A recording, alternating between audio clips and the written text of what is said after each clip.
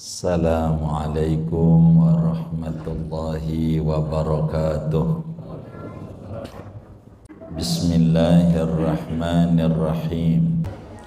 Alhamdulillahi rabbil alamin. Wassalatu wassalamu ala sayyidina Muhammadin wa ala alihi wa sahbihi ajma'in. Allahumma inna nastahdika li arsyadi amrina wazidna ilman yanfa'una. Qala al-imamul muallif rahimahullah wa nafa'ana bihi wa bi barakati ulumi wa ghafara lahu wa limasyaikhihi wa limasyayikhina amin.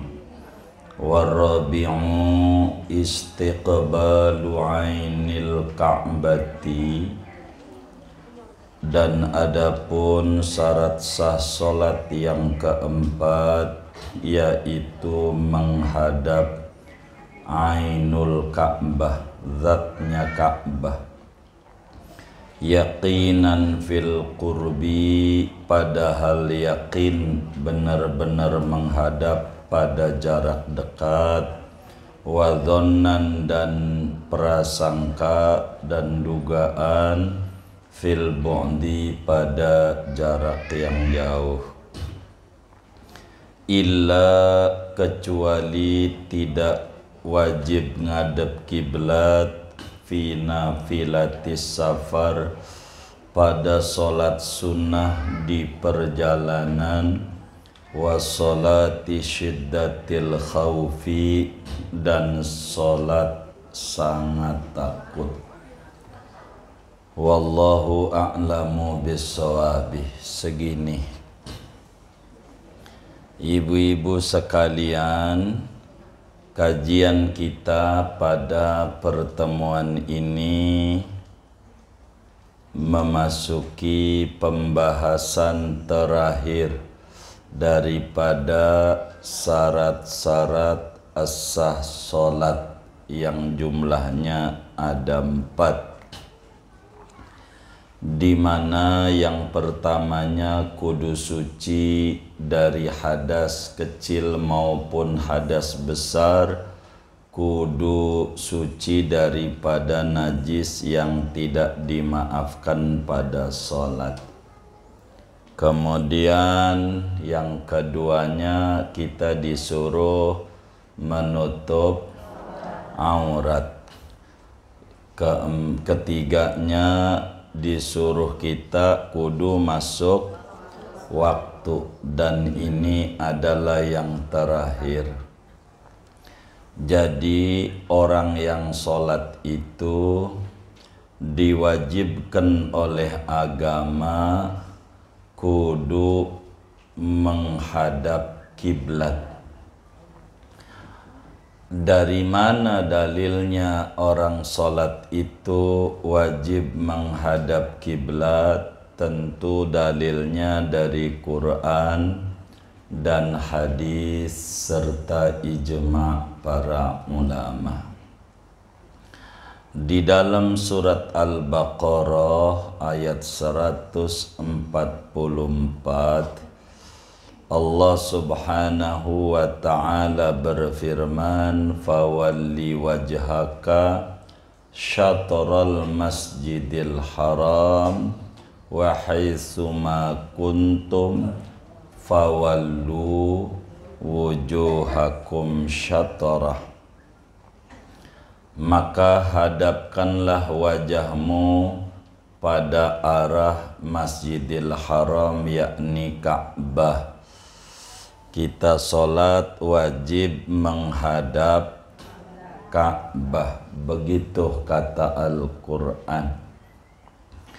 Di samping itu, di dalam hadis yang sahih Imam Bukhari, Imam Muslim riwayatkan hadis daripada Sayyiduna Usama radhiyallahu ta'ala an, kata beliau, shalla Rasulullah sallallahu alaihi wasallam rak'ataini qibalal ka'bati. Rasulullah itu salat 2 rakaat menghadap Ka'bah, dan masih banyak hadis-hadis Nabi yang menyuruh kita kalau salat kudu ngadep Ka'bah. Sallu kama ra'aitumuni usolli, salatlah kalian seperti kalian melihat aku salat. Dan Nabi selalu salat menghadap Ka'bah. Dulu saudara, salat ini sebelumnya tidak menghadap Ka'bah. Kiblat itu ada 2. Kiblat itu ada 2. Kiblat di saat sholat itu diwajibkan, Nabi menghadapnya Baitul Maqdis.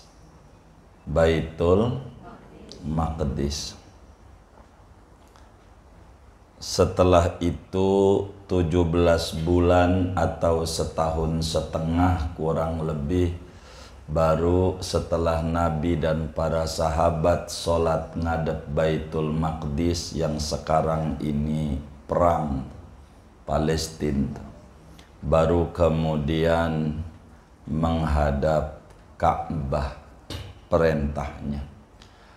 Sebetulnya dari sejak Nabi Adam alaihi salam, semua nabi-nabi itu sholatnya ngadep Ka'bah.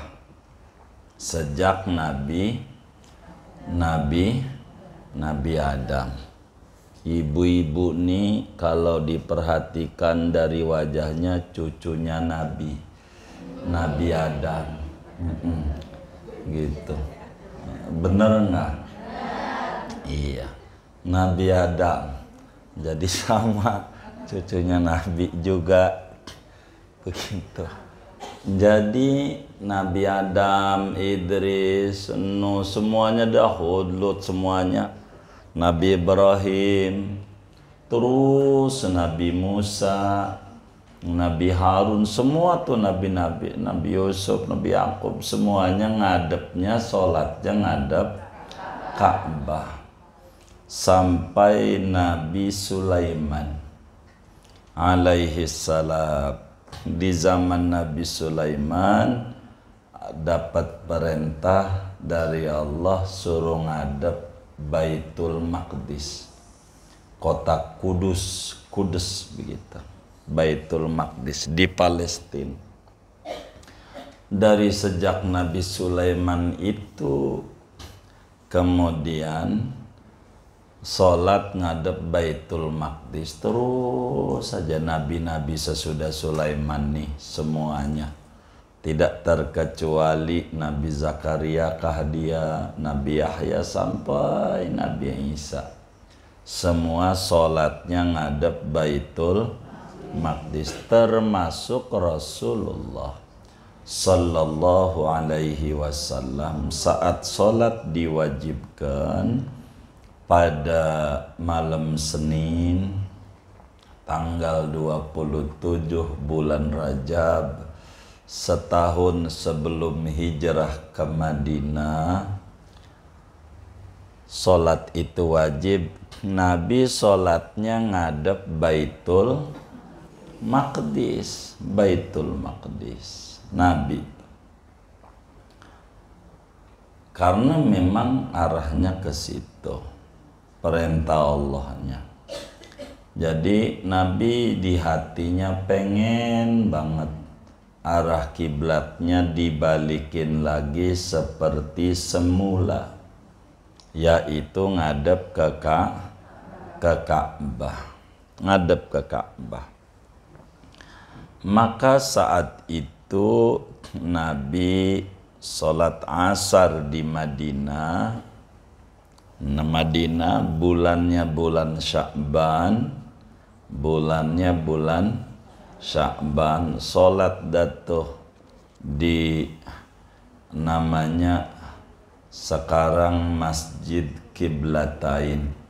Masjid Qiblatain.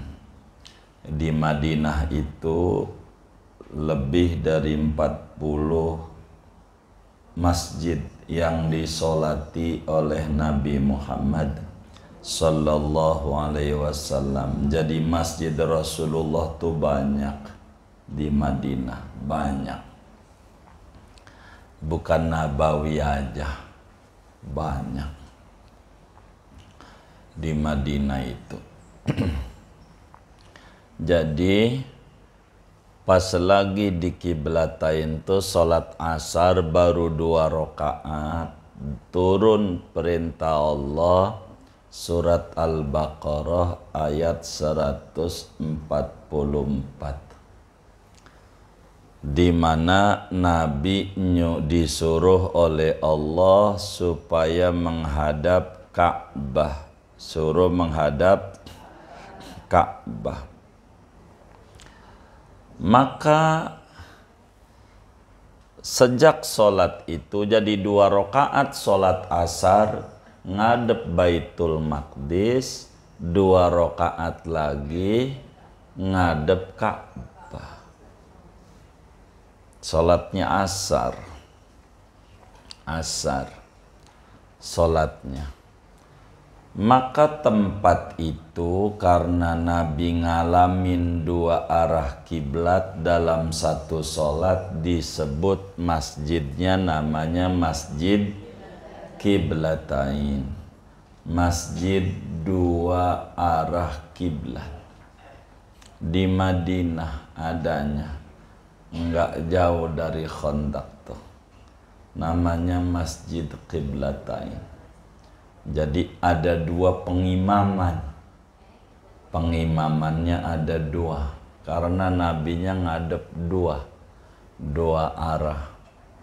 Maka mula-mula sholat menghadap Ka'bah itu adalah sholat asar, sholatnya asar. Sejak saat itu dan sampai hari kiamat kita sholat menghadap Ka'bah.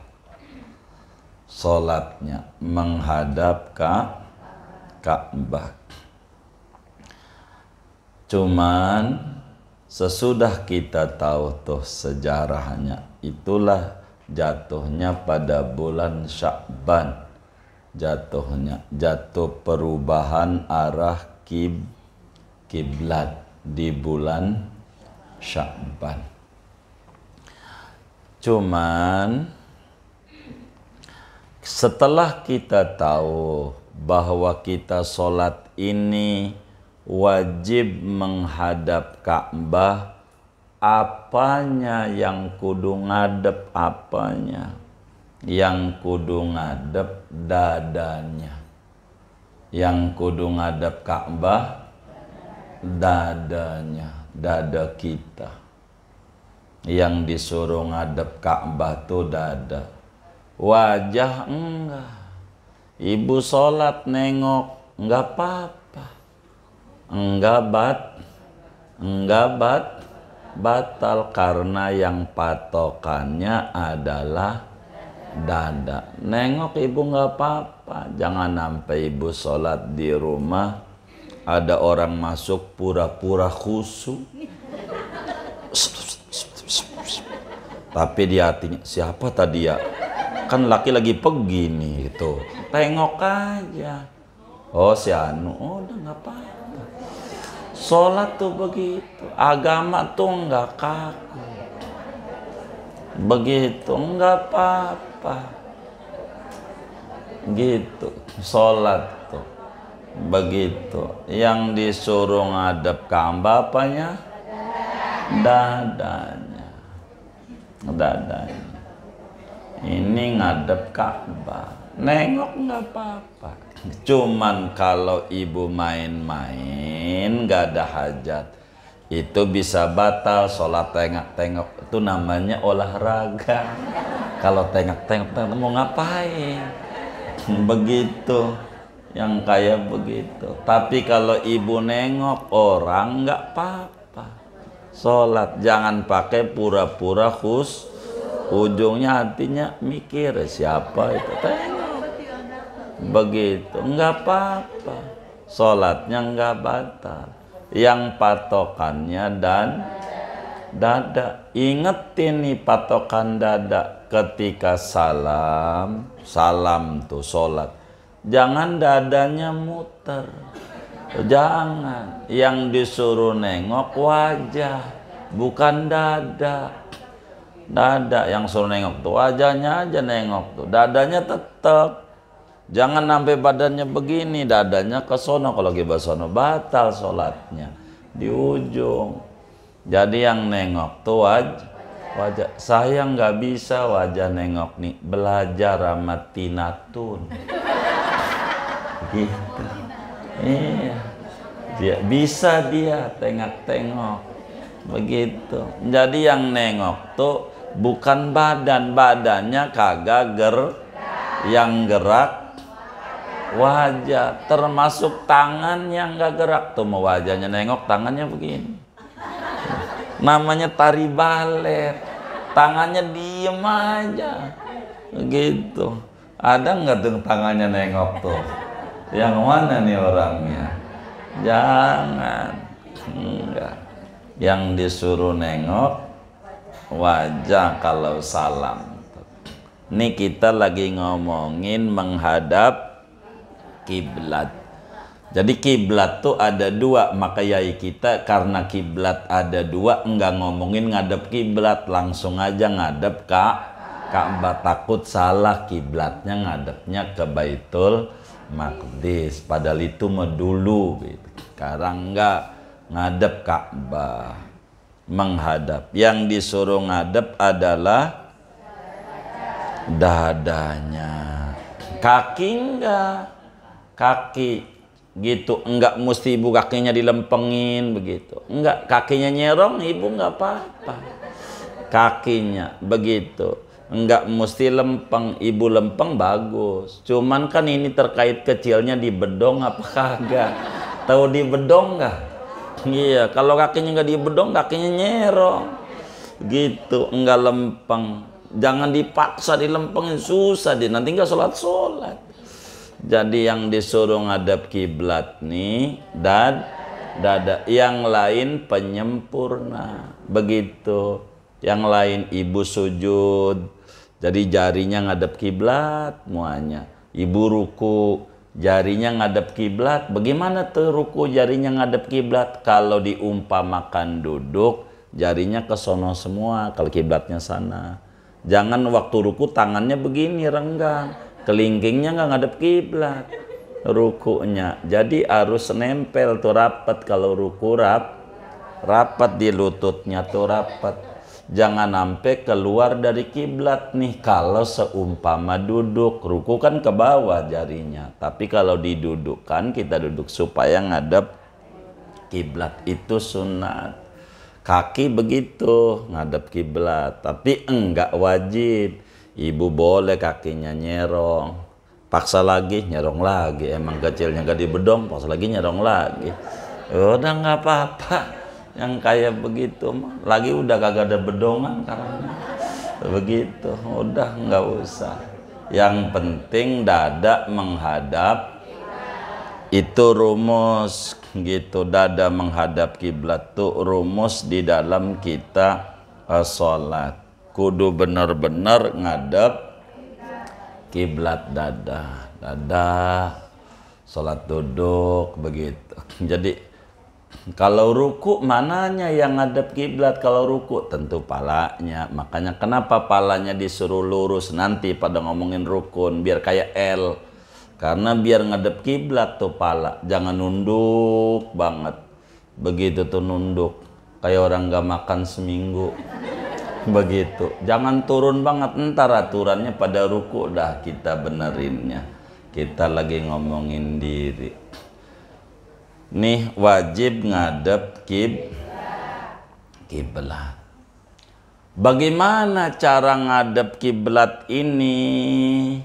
Ya yaqinan fil qurbi. Kalau kita dekat seperti kita sholatnya di Mekah gitu, kudu bener-bener ngadep Ka'bah, ngadep kudu bener-bener. Kalau di Mekah tuh bener-bener. Dan yang paling bagus, kalaulah ibu di Mekah umroh macamnya, sholatnya di dalam sambil ngelihat Ka'bah. Jangan hotelnya mau pinggir masjid, sholatnya di lapangan mulu. Ada tuh yang kayak begitu tuh, kagak lihat Ka'bah, kagak, mumpung di sono ngelihat Ka'bah ganjaran gede, mana sholatnya di bawah hotel lagi. Begitu sholatnya, pokoknya di hotel aja yang penting kedengeran. Iya ya, itu sama aja di kita punya kampung, sama-sama ngadep doang, sama-sama ngadep doang, begitu ngadep begitu. Jadi jangan ngadep, kalau bisa ngadep juga ngelihat, karena memandangnya ganjaran besar kalau bisa. Begitu kalau bisa.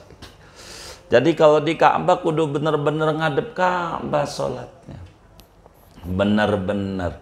Tapi kalau kita sholatnya deket mau di dalam, kelihatan Ka'bah, udah pasti ngadep Ka'bah.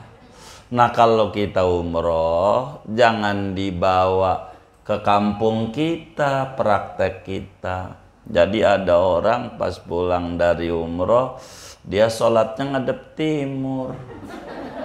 Ada ibu-ibu ditegur sama temannya, po ngapa ngadep timur? Dia marah, makanya umroh. Gua di sono ngadep mana aja boleh. Iya, kalau di sono ente ngadep mana aja, ngadep Ka'bah. Kalau kita punya kampung nih kagak, adanya di timur Ka'bah adanya. Kalau kita kudu ngadep barat laut 22 derajat dari barat. Dari barat tuh 22 derajat buat orang Jakarta, 22 derajat setengah. Itu kalau kita dari garis barat kompas ke kanan di 22 derajat. Itu berarti kita sholat lempeng ngadep Hajar Aswad. Kalau dilihatin, ditarik benang lurus sama Hajar Aswad. Ini kalau jauh dhannan fil bu'di, kalau jauh prasangka, kira-kira. Kudu ngadep Ka'bah kalau jauh. Jadi jangan asal. Dulu kata Yai Muhyidd rahimahullah rahmatal abrar, karena beliau ngajar di apa itu Amerika Latin, yang banyak orang Jawanya tuh apa namanya, Suriname. Itu sholatnya ngadep barat di Suriname. Tahun-tahun nggak ada yang ngajarin. Begitu nggak ada kiai di Suriname, lama bertahun-tahun sholatnya ngadep barat, masjidnya pada. Dipikir kayak di Jawa, wong bahasa resmi negara Suriname Jawa, bahasanya Jawa, bahasanya begitu, bahasanya sama bahasa Inggris dah keduanya. Maka kemudian itu banyaklah kiai-kiai dakwah di Suriname dibenerin, ente ngadepnya timur gitu. Loh kok ngadep timur? Iya, ente ada di barat gitu, Ka'bahnya ente di timur. Kalau di Jawa iya, gua pikir sama, kagak, beda-beda. Tergantung. Kayak di Madinah tuh, kalau ibu lagi umroh di Madinah, biar tahu, ibu tuh kalau sholat di Madinah tuh ngadepnya ngadep selatan. Ibu tuh sholatnya di Madinah tuh bukan ngadep barat, bukan. Madinah adanya di arah utara Mekah. Dari Mekah ke utara itu adalah Madinah Maka orang Madinah mah sholatnya ngadep selatan. Ngadep selatan. Orang Madinah. Makanya bukan ngadep barat, ngadep Ka'bah. Di mana negara kita ada, di situ kita harus nyari kemana Ka'bahnya. Ini kiblat. Kita ngadepnya ke Ka'bah, bukan ke barat. Bukan. Jadi orang Madinah ngadepnya selatan. Orang Madinah. Karena Ka'bahnya posisinya ada di utara. Madinah itu utara Mekah. Jadi sehingga karena Madinah utara, Mekah selatan, jadi orang Madinah ngadep selatan. Makanya cara ngaji hadis tuh nggak gampang. Nantinya kita salah. Kata Nabi, kalau ente pipis ngadepnya timur sama barat ya. Jangan ngadep selatan sama ngadep utara. Kata Nabi. Tapi ngadepnya kalau sama pipis timur atau barat. Kenapa Nabi ngomong begitu? Karena Nabi adanya di Madinah. Karena di Madinah kalau ngadepnya selatan kencingnya ngadep Ka'bah. Kalau ngadepnya utara mantatin Ka'bah. Kalau ngadep barat enggak ketemu Ka'bah, ngadep timur enggak ketemu Ka'bah. Makanya hadis itu tidak bisa ditelan mentah-mentah. Begitu harus difahami di mana ngomongnya, kejadiannya kapan, supaya kita tidak salah. Begitu. Kalau kita nerjemah hadis Nabi dirubah. Kalau ente kencing selatan atau utara, jangan barat atau timur. Itu sama. Karena tujuannya jangan sampai ngadep atau membelakangi Ka'bah. Itu aturannya. Jadi kembali, syarat sholat yang keempat, kita disuruh ngadep Ka'bah. Bagaimana kalau kita sholatnya di dalam Ka'bah? Di dalamnya karena kita keluarga raja atau jadi presiden atau menteri, diizinin masuk ke dalam Ka'bah. Sholat ngadep mana kalau dalam Ka'bah? Ngadep mana aja. Begitu kalau di dalamnya. Gitu, di dalamnya tuh. Ngadep sini ya ngadep Ka'bah. Ngadep situ ngadep Ka'bah. Di dalamnya.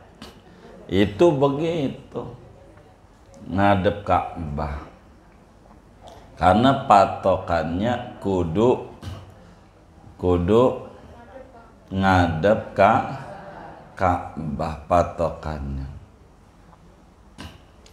Kalau kita dekat kudu yakin, kalau jauh kudu ngira. Kalau kita salah ngadepnya, sholat kita nggak sah. Karena syarat sholat ini kudu ngadep Ka'bah. Kalau sholatnya enggak ngadep Ka'bah, karena ini adalah syarat sholat, maka sholat kita tidak sah. Nah, daripada ngadep Ka'bah ini, kalau kita sholat sunnah deket tembok atau deket tiang, walaupun kita ngadep Ka'bah, jangan jauh. Jadi kalau sholat tuh deketin nama tembok atau deketin nama tiang, kudu ada pembatas. Pembatas ini penting. Ibu ibarat kiblatnya ke sono, ibu boleh sholat di pinggiran jauh. Nanti yang dilihat banyak. Itu kurang membawa khusyuk. Deketin tembok. Jadi menghadapnya, jarak pandangnya dekat. Jadi fokus sholat. Fokus. Kayak jalan tol. Jalan tol itu bentuknya kalau nggak naik turun, belok-belok. Begitu. Itu aturan jalan tol. Nggak boleh lurus saja. Karena ini bakal nabrak. Jadi naik itu membatasi pandangan. Belok itu membatasi pandangan. Begitu. Jadi kudulah diupayakan sholatnya ada sutroh, ada pembatas. Biar matanya tidak kemana-mana, ada pembatas. Itu sunat, begitu, sunat sutra. Ada dua sholat yang diizinkan tidak menghadap Ka'bah, enggak apa-apa. Ada dua sholat diizinkan oleh agama tidak ngadep Ka'bah, tidak apa-apa. Maka kata kitab kita, illa fi nafilatis safar. Kecuali tidak apa-apa orang tidak ngadep Ka'bah pada dua macam sholat. Yang pertama namanya sholat sunnah di perjalanan. Sesudah kita tahu bahwa menghadap Ka'bah dalam sholat itu wajib bagi muslim, merupakan syarat sah bagi sholat kita, tetapi dalam keadaan bepergian jauh, dalam keadaan kita ngerjain sholat sunnah di perjalanan, boleh kita enggak ngadep Ka'bah, boleh. Sholat sunnah di perjalanan ini adalah ajaran Nabi yang udah mati. Ajaran Nabi yang udah mati. Apa udah mati? Udah ditinggalin oleh umatnya. Sholat sunnah di perjalanan. Jadi sholat sunnah di perjalanan ini ada dua. Bisa aja jalan kaki, bisa aja naik kendaraan. Jalan kaki, ibu dari rumah, begitu orang mana pembangunan atau orang bawa datuh madrasah mau ngaji nih kemis, boleh di jalanannya sambil jalan namanya sholat di perjalanan, di jalan sholat. Ini kalau kita sholat sunnahnya jalan kaki yang diwajibkan menghadap kiblat saat takbiratul ihram, saat ruku. Jadi nih, kalau sholat sambil jalan tapi jalan kaki, itu yang wajib ngadep kiblat hanya takbiratul ihram, 2 ruku, 3 i'tidal, 4 sujud. Ini aja. Ya, ama duduk antara 2 sujud. Itu ngadep kiblat. Selebihnya menghadap arah tujuan. Arah tujuan. Ibu nih dari mana? Dari Pondok Pinang. Mau ngaji kemis, di jalannya sholat, ngadep kiblat dulu. Allahu Akbar. Habis Allahu Akbar, udah kita sambil jalan. Sambil jalan Allah Akbar kabiro, terus sampailah waladhdallin amin, Fatihah, terus baca surat. Habis baca surat, ini ngikutin jalan sambil jalan aja. Habis baca surat, ngadep kiblat lagi. ruku, sami Allah, sujud, duduk antara sujud, sujud lagi, kemudian diri, jalan lagi ke tempat tujuannya,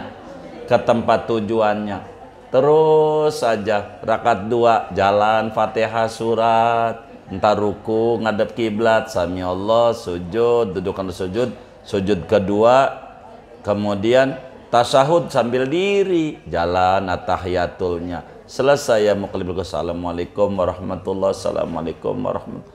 Itu namanya sholat sunnah di perjalanan.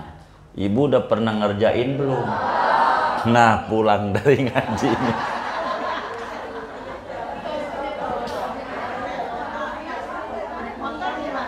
Iya, ntar kalau naik motor, ini kan baru jalan kaki nih. Begitu, tuh diinget-inget kalau jalan kaki. Begitu. Ini sunnah Nabi yang udah mulai mati. Ganjarannya kalau diamalin gede, kayak orang mati syahid 100 kali. Ganjarannya gede. Sebab apa? Kalau ibu ngerjain, udah miring kayaknya. Begitu. Karena udah jarang yang ngerjain. Kalau udah jarang, pasti dikata masalah. Kalau kita di Mekah, ibu bisa lihat tuh kalau umroh, ada orang di jalanan ruku sujud, jalan lagi ruku sujud. Nah, itulah sholat sunnah di perjalanan. Begitu. Kalau ibu naik motor, diajari takbir menghadap kiblat. Tapi sesudah itu ngikutin jalan, ruku nunduk dikit, sujud rada nundukan. Begitulah. Begitu. Enggak bisa, kan panjang rakaat ruku begitu, apalagi bacanya kafir rakaat satunya. Ini bukan sholat wajib, sholat Nabi suka begitu, naik unta, sholat sunnah di perjalanan. Begitu, sholat sunnah itu enggak ngadep kiblat, enggak apa-apa. Jadi sambil jalan tuh sambil sholat. Itu yang paling tingginya. Ya nomor 2-nya sambil baca Quran sambil jalan tuh, Yasin ke. Nomor 3-nya baca sholawat. Keempatnya ratiban sambil naik motor aja. La ilaha illallah syarikalah. Bisa. Sambil naik aja. Bisa. Begitu. Itu begitu. Jadi ini namanya sholat sunnah di perjalanan. Itu boleh kita tidak ngadep kiblat. Diajarkan oleh Nabi. Tapi kalau jalan kaki, yang wajib ngadep kiblat saat takbiratul ihram, ruku, intidal, sujud, terus sujud lagi, selebihnya jalan-jalan ke arah tujuan kita, enggak disuruh ngadep kiblat. Begitu. Ibu coba, enggak apa-apa, begitu. Bagus begitu. Ngapain ini sujud di rumput Petra ini sujud gitu, enggak apa-apa. Begitu, boleh aja. Enggak apa-apa. Kedua, sholat sangat takut. Biasanya perang tuh kayak sekarang di Gaza. Ya musuhnya di belakang. Di belakang kita sholat ngadep kiblat, ya ditembak. Begitu. Jadi kalau udah perang tuh, boleh kita sholat tidak menghadap kiblat kalau sudah duel. Kalau udah duel begitu tuh, kudu ngadep kiblat. Enggak kudu ngadep kiblat. Termasuk ibu sholat di gedung, di rumah, ada gempa lagi sholat, atau di masjid ada gempa, diam aja. Allah juga tahu gua sholat. Allah sih tahu, kita yang agak tahu peraturan Islam. Diam aja, kerubuhan gedung, namanya mati sangit. Apaan?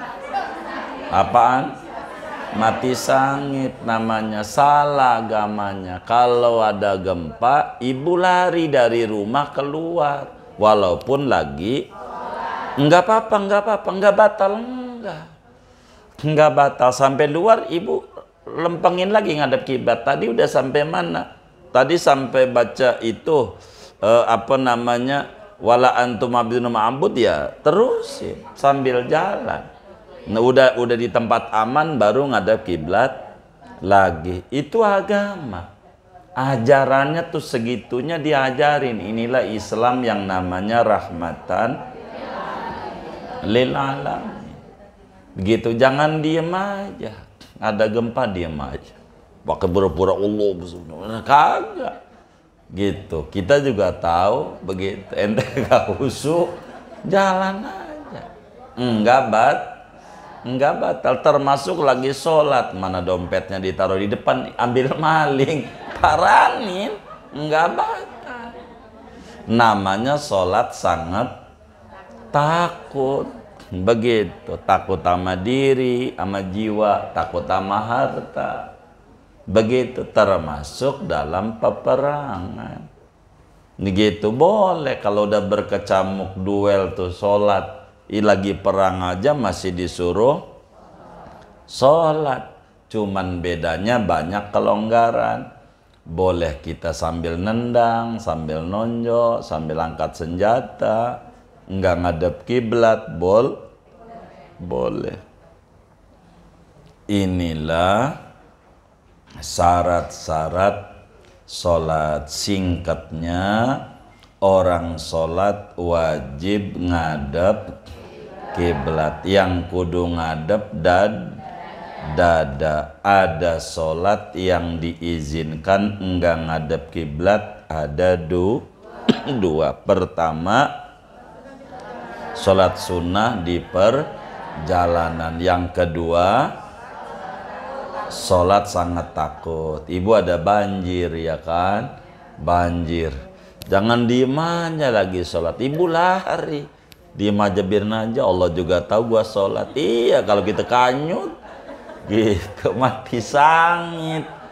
Gitu, bukan syahid. Tapi kalau ibu udah lari, masih kerobohan gedung, baru syahid. Udah ada ikhtiar. Ternyata qadarullah kerobohan gedung. Begitu. Ini diatur oleh agama. Dengan ini selesai tuh kajian syarat sholat. Mulai pertemuan mendatang kita bakal belajar dari mulai takbir sampai salam. Nih sholat kita mau dicek, ini namanya perangkat. Dari mulai kita ngaji sampai pertemuan ini belum sholat, baru perangkat menuju sholat. Baru perangkat menuju sholat, belum sholat. Nanti besok kita akan membedah aturan-aturan sholat dari mulai takbir sampai salam. Ini namanya mau dicek tuh sholat kita. Kalau udah pas, alhamdulillah. Kalau belum pas, alhamdulillah kita bisa sempurnakan yang kurang daripada sholat kita. Itu begitu. Dengan ini syarat sah sholat sudah, kemudian itu syarat wajib sholat sudah. Dari syarat sah sholat kudu suci, ngomongin wudhu, mandi, tayamum, ngilangin najis, udah rapi. Kita udah mau siap-siap bakalan mau mempraktekkan sholat. Begitu. Segini aja dulu. Ada yang ditanya mungkin dari materi ini atau di luarnya, sebelum doa dipersilahkan. Baik. Yang belakang dulu. Iya.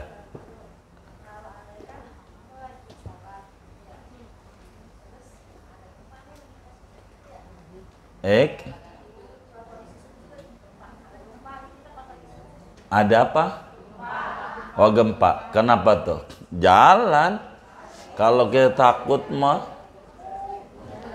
keluar.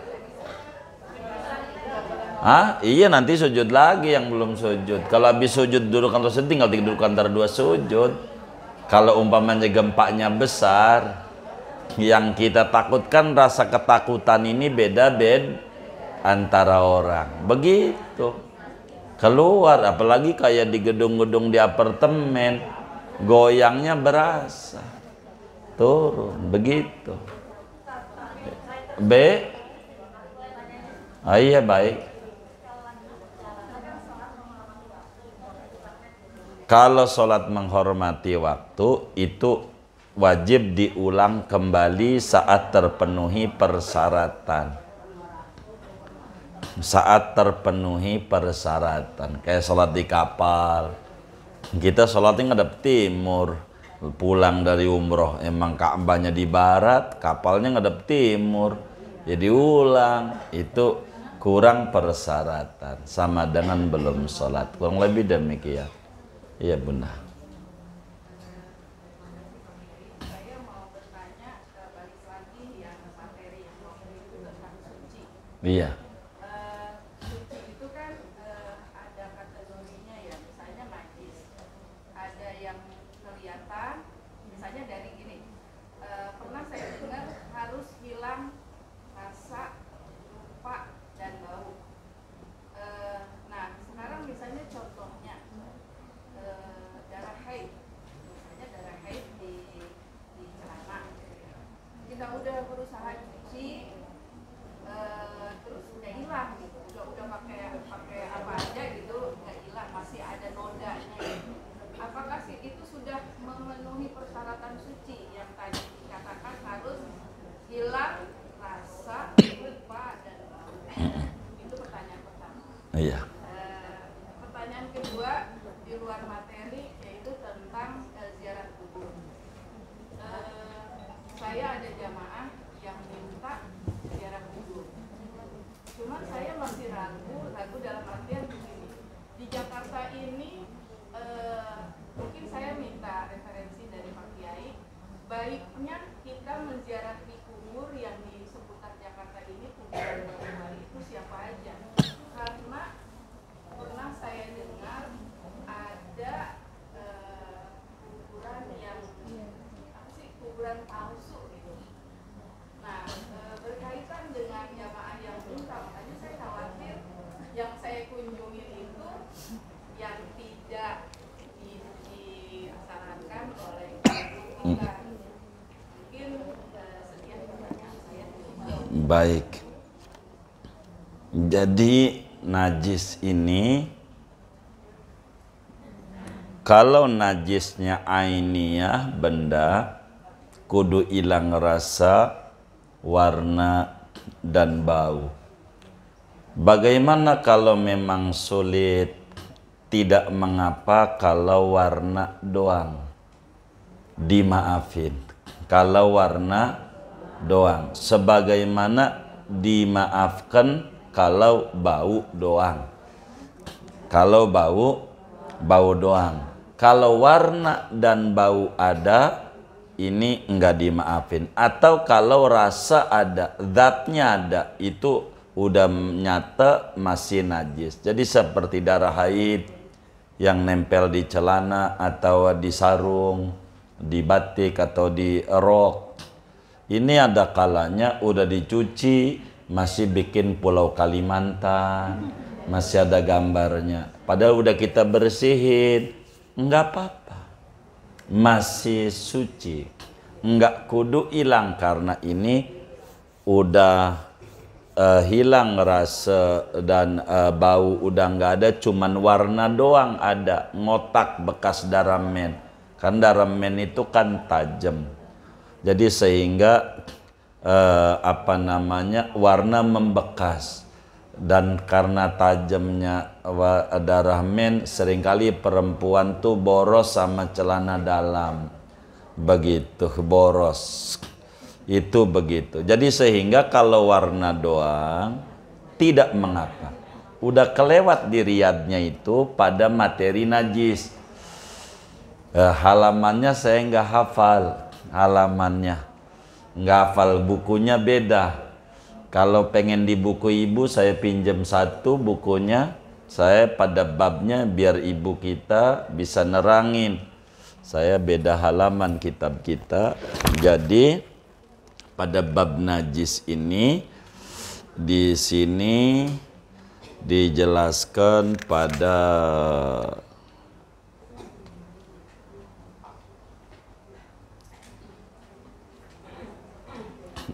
halaman 43 baris keempat begitu. Itu ada halaman 43 baris keempat. Wa yu'fa anil launi wahdahu wa anir rihi wahdahu idza asura zawaluhu. Terjemahannya mungkin di tengah. Dan dimaafkan jika yang tersisa warnanya saja atau baunya saja jika susah menghilangkannya. Tuh ada.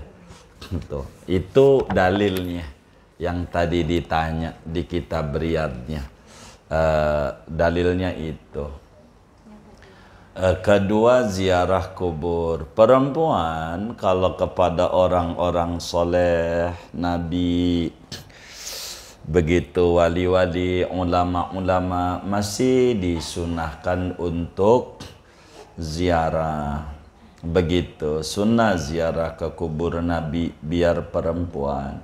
Sunnah ziarah ke kubur wali-wali, orang-orang soleh meski dia adalah perempuan. Begitu. Kenapa? Karena ziarah ke orang soleh itu pasti niatnya adalah litabarruk, mengharapkan barakah.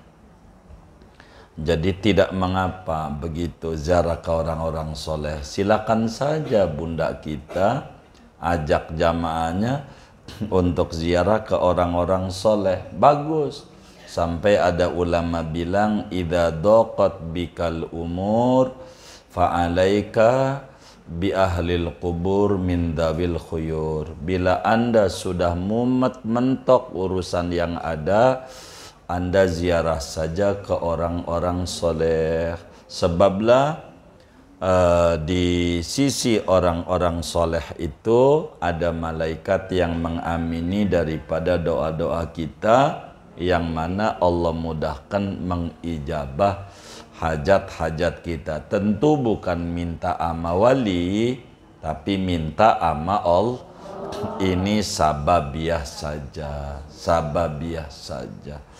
Itu silahkan saja. Di Jakarta secara jujur banyak. Di Pondok Pinang saja ada tuh jalan keramat. Namanya Syekh Sulaiman Barzakh. Kalau ibu siapa yang pernah ziarah Wali Songo ampe Madura? Hah? Ada nggak yang udah ampe Madura? Udah pernah? Ki Holil, ono gurunya di Pondok Pinang. Gurunya lama Ki Holil di situ tuh belakang Semea apa ya?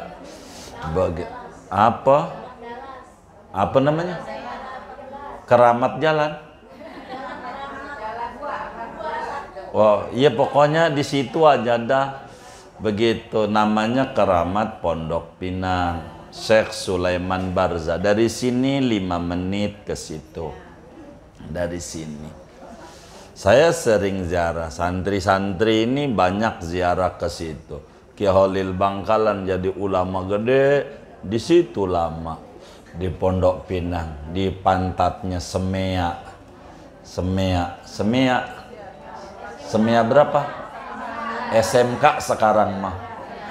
SMK 18. Iya, itu ziarah situ. Wali gedenya wali. Di situ tuh. Wali Pondok Pinang. Ada begitu kalau mau ziarah orang soleh. Begitu. Di Pondok Pinang ada. Begitu yang dekat, bunda kita kan dari Pondok Pinang, dekat di situ. Naik motor nyampe. Naik motor ke Pondok Pinang tuh ke Holil. Kata Mualim Syafi'i Adzami, di situ aja cara. begitu. Kiai Holil aja lama di situ, jadi Kiai Gede no Kiai Holil di Bangkalan, begitu. Enak di situ. Apanya? Oh iya, tinggalnya lama di Pondok Pinang. Lama dulunya, sebelum ke Madura. Dia kan berketurunan Cirebon. Begitu, lama. Itu begitu, lama. Kayak begitu. Nggak usah jauh-jauh. Kalau mau ziarah, mau begitu. Mana lagi ya yang itu ke luar Batang. Habib Hussein bin Abdul Idrus, silakan. Habib Ali Kuitang, banyak. Mana lagi ada ulama gede. Dia dari mana? Tergantung ibu daerahnya mana, saya unjukin yang deket-deketnya. Ibu daerah Kuningan, ada Pangeran Kuningan, namanya Pangeran Arya Kuningan di gedung Telkom tuh, di sampingnya. Samping gedung Telkom tuh ada ulama besar tuh. Di Kuningan sini.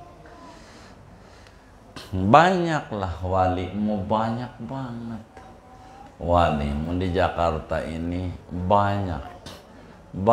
Kalau mau keliling Jakarta, yang masyhur di Jakarta tuh adalah Habib luar Batang, Keramat Bandan, di Mangga 2 biasanya. Habib Kuncung, Kalibata tuh, Habib Ahmad Al-Haddad, bacanya Ratib Haddad di sono, girang banget makanannya, begitu makanannya. Habib Kuncung, Kalibata, dekat apa BMW atau Vespa itu, gitu, banyak gitu di situ, begitu. Jadi banyak sekali, gitu, waliullah, begitu. Ibu ada di mana? Ibu ada di Tangerang. Tangerang banyak, Tangerang Selatan. Ada namanya disebut Tangerang Selatan itu Bagus Atif Abdul Latif, nama aslinya, anaknya Sultan Agung Tirtayasa. Di Keramat Tajuk Cilenggang ada, begitu di situ tuh. Ada gitu, banyak. Kalau di Jakarta, saya dulu ada kawan majelis minta keliling ziarah ke Banten. Saya udah ajak ziarah tiap minggu 2 tahun. Dia nanya, ini belum habis, 1/4-nya belum, kata kita. Belum. Saya ajak sampai gunung atas, tengah laut, begitu, macam-macam. Ada di gunung, di atas gunung, macam-macam. Jadi banyak kalau wali-wali Allah. Indonesia ini kita punya utang budi sama wali-wali Allah. Kalau nggak ada wali-wali, habislah kita. Di Bali aja ada banyak wali, ada wali Pitu di Bali. Di Bali itu banyak wali. Kalau nggak ada wali di Bali, ya udah habis dah wali. Ada apalagi Syekh Mukmin yang pinggir laut. Sumurnya nempel sama pantai, rasanya adem banget. Begitu di Bali, begitu. Banyak wali mau banyak.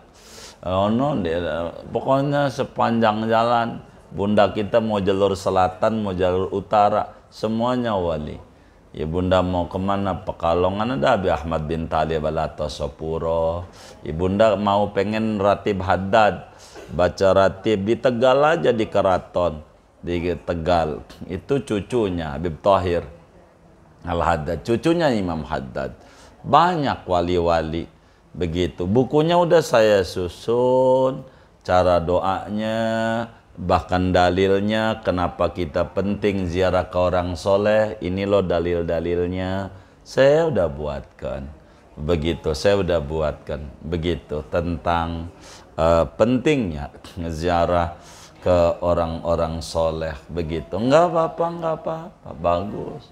Bunda kita, kalau zamannya minta, temenin, bagus. Begitu, tolongin saja, tolongin. Begitu, saya biasanya kalau Kamisnya ada 5, malam Jumatnya mesti ziarah. Saya selalu begitu.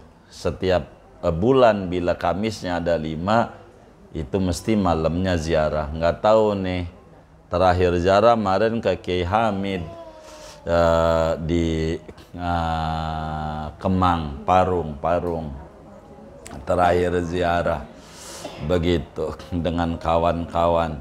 Jadi boleh saja bunda kita ziarah, silahkan.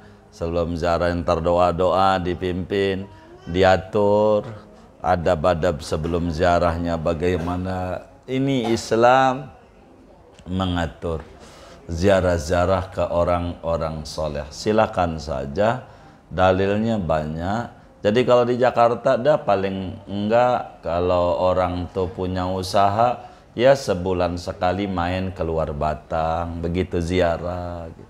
Ziarah keluar Batang, jangan enggak kalau orang usaha biar enggak terlalu mumet. Begitu ziarah tuh bagus, keluar Batang begitu. Nanti dari keluar Batang makan di Bandar Jakarta, kan begitu ya kan? Begitu, jadi enak. Begitu keluar Batang aja bagus begitu. Barkah. Saya udah banyak berikan tuntunan tentang ziarah ke orang-orang soleh. Dan banyak itu keterangan-keterangannya tentang sejarah orang-orang soleh, baik dari kalangan habaib atau dari kalangan sultan-sultan. Kurang lebih demikian. Silahkan bagus. Lagi Pak Kiai itu kan Pak Kiai ngeluarin 2 buku ya untuk tuntunan ziarah. Ada yang Malaysia, Iya. yang untuk dipakai kita yang mana? Nah, sebetulnya jadi bunda kita ada judul buku aslinya itu Zaduz Zuwar ya. Sebetulnya kalau ngomong tuntunan ziarah ini yang kita buat ini banyak ya. Ada ziarah ke Mesir dulu. Jadi ibunda kita paling enggak mungkin yang ziarah ke Malaysia segala macam itu bisa dipakai sebagiannya. Jadi sebetulnya ziarah ini karena melihat daripada aurat yang mau dibaca secara umum. Ngelihat jamaah ini kenapa ini ikut ziarah. Kita liatin dari muka-mukanya, ternyata lagi puyeng karena darah rendah, dana rendah. Karena ya puyeng mikirin usaha, pasti auratnya ini usaha begitu. Auratnya usaha. Jadi ada buku judulnya Zaduz Zuwar. Itulah buku yang dalilnya cukup banyak. Mungkin yang di Malaysia itu juga ada gitu ya, dalil-dalilnya itu. Jadi kalau kami kalau mau menuju satu aulia nanti biasanya akan menuliskan buku yang kadang wiridannya enggak sama. Kenapa enggak sama? Ini wali ini doyannya apa? Kalau ada orang enggak doyan duren dikasih duren, payah. Begitu. Teman kalau wiridan umum kayak kita ziarah ke orang tua boleh, silakan aja baca Yasin, baca ini, baca ini. Kami jarang baca begitu. Kami langsung aja poinnya aja ngelihat orang ini puyeng duit, udah jadi minta duit aja dah. Begitu itu biasanya begitu. Maka auratnya kadang baca wadduha 7 kali. Baca ini karena memang ini aurat-aurat litausiatil arzak, untuk memudahkan jalannya rezeki. Jadi sehingga boleh bunda, yang itu silahkan saja. Tapi ada buku yang pertama itu secara umum ziarah. Memang yang Malaysia itu yang salamullahnya dikenal tuh, salamullahi waridwan. Karena itu murni pure dari salam aja kita minta Allah supaya dikasih luas rezeki dan supaya dianterin ke rajanya wali sejagat raya Nabi Muhammad. Itu begitu. Makanya seperti itu. Silakan saja. Kalau ziarah ke orang-orang soleh, bunda kita silakan. Itu boleh pakai. Yang ziarah Malaysia apa? Sebetulnya ziarah Malaysia itu karena kita mau ke Malaysia aja. Begitu. Karena saya kalau ziarah ke orang soleh nih, dari sebelum berangkatnya kita titik-titiknya sudah kita tentukan dari sini. Saya bakal ngunjungin ini, wali ini, wali ini, wali ini, wali ini. Gurunya Sunan Bonang, gurunya Sunan Giri. Kita harus parah nih, ini wali gurunya Syani Al-Bantani. Jadi sebelumnya sudah kita harus petakan begitu. Petakan. Kayak kita yang gagal nih, ya penyebabnya karena kami haji, yang harus ke Yordan, udah kita peta. Kita ke Yordan, ke Aqsa, yang ujungnya perang juga nih sekarang nih. Udah kita peta. Kita akan ziarah Masjid 3, Masjid Madinah, Mekah, Aqsa. Kita akan ziarah ke 3 negara, Arab Saudi, Yordan, Palestina gitu. Kita akan ziarah dari ini ke sahabat Nabi, seabrak nabinya, Nabi Musa, Nabi Syu'aib, Nabi Ibrahim, Nabi Ishak, Siti Sarah, terus Nabi Yusuf. Udah kami susun itu petanya. Jadi kemana Ashabul Kahfi, jangan baca Kahfi doang, ini loh goanya, ini loh makamnya. Kami sudah susun, cuman terpending barangkali bisa mendatang. Sebetulnya dari Aqsa dulu, baru kemudian makal ziarah ke datuk-datuknya Hadramaut. Karena datuk-datuknya Hadramaut itu dari Baghdad, akan ziarah ke abahnya daripada Sayyidi Syekh Ahmad bin Isa Al-Muhajir Allah. Isa ini makamnya di Baghdad. Syekh Abdul Qadir Jilani, Ahmad Rifai, Siri Sakoti, Junaidi Al-Baghdadi, Imam Hasan Basri, Sayyidina Ali, Abu Hanifah, Imam Ahmad bin Hambal. Sudah kami petakan makam-makam wali-wali dunia, wali-wali dunia. Sayang ya waktu belum mengizinkan. Kalau di Ramadan, kalau yang kami harus plus mana Ramadan, itu terlalu repot di kami kalau plus, karena naik turun pesawat itu terlalu repot lagi puasa. Ibaratnya main ke Bali Ramadan nggak enak, lagi puasa, begitu ibarat kata. Jadi jarang kalau, jadi kemungkinan Agustus bakal ketemu kita ziarah. Kalau tahun depan, kalau perang ini Gaza nih nggak berhenti juga, kemungkinan tahun depan Agustus akhir lah, tanggal 20-an Agustus mungkin, perkiraan saya bulan Safarnya itu, karena maulidnya mungkin awal Agustus kali, akhir Agustus atau awal September itu udah maulid. Tahun depan itu kita kalau nggak ke Baghdad mungkin bakal ke Maroko, kalau selama Aqsanya belum rapi. Ke Maroko ya ke Imam Jazuli, begitu, ke Imam Jazuli. Ini kita kenapa susun, karena kita harus tahu sejarah Islam, betapa Islam ini hebat, dengan kita mengunjungi daerah-daerah, tapi kita bukan sekedar wisata saja, tapi ada nilai belajar sejarah, supaya mengenal betapa Islam ini hebat dan dibawa oleh orang-orang hebat. Kurang lebih demikian. Wallahu a'lam. Sudah ya? Iya, baik. Kita baca Fatihah. Ini ada infak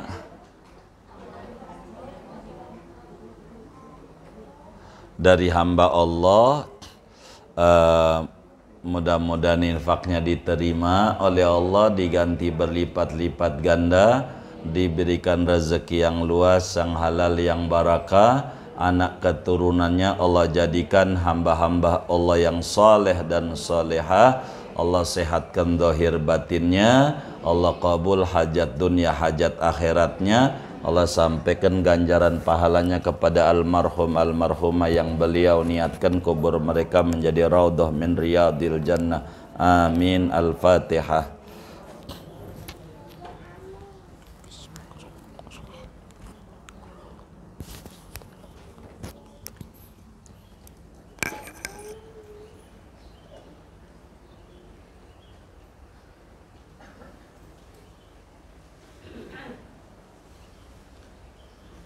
Doa. Alhamdulillah.